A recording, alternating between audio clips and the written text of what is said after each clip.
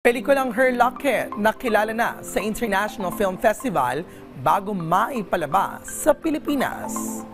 Sa press con ng Her Locket, nabanggit ng lead actress at producer na si Rebecca ang mga bansang sinalihan na nasabing pelikula at isa na nga rito ang bansang Morocco na tinanghal siyang Best Actress.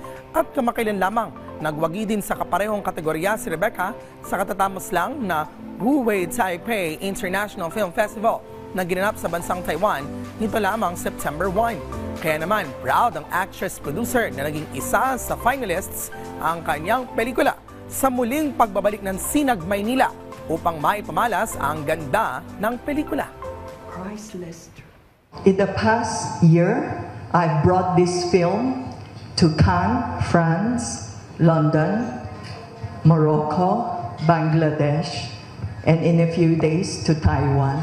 I always told myself, I wish I can share my film to the Filipinos, to my kababayan. Sinag, Maynila has made my dream come true. Kay Rebecca, humarap din sa press sa mga kasama niyang aktor at aktres sa pelikula upang ipakilala ang kanilang mga karakter. Hango ang kwento nito sa buhay ng magulang ng actress-producer.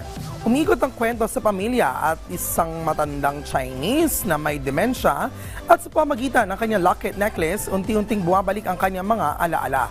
Ang pelikulang ito ay sa direksyon ni J.E. Tiglao at isa sa entries ng Sinag, Maynila Film Festival na mapapanood sa mga piling sinehan dito sa Metro Manila simula September 4 hanggang 10.